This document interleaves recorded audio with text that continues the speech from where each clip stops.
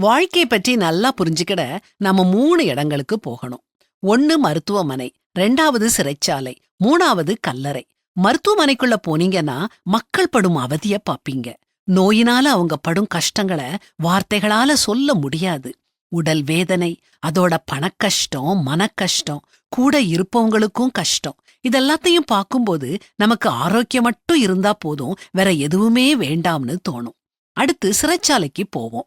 அங்க குற்றவாளிகள் அடைபட்டு கம்பிகளுக்கு பின்னாடி இருக்கிறத பாக்கும்போது பரிதாபமா இருக்கும். அவங்க தவறு செஞ்சவங்க தான், குற்றம் புரிஞ்சவங்க தான். ஆனாலும் அவங்க நினைச்ச மாதிரி இயங்க முடியாம அடிமை மாதிரி வாழ்றத பாக்கும்போது பாம்போல இருக்குது. இந்த வாழ்க்கையிலேயே மிக உன்னதமானது சுதந்திரம் தான்னு தோணுது. நாம நினைச்ச இடத்துக்கு போகலாம், நினைச்சத செய்யலாம், எப்போ வேணும்னாலும் தூங்கலாம், எதை வேணும்னாலும் சாப்பிடலாம், யார் கூடனாலும் பேசலாம். எப்பா, இது எவ்வளவு பெரிய பாக்கியம்! இது தெரியாம இவ்வளவு நாள் இந்த சுதந்திரத்தை நாம அனுபவிச்சிட்டு இருக்கோம் அப்படின்னு எண்ணத் தோணும். அடுத்து கல்லறைக்கு போவோம்.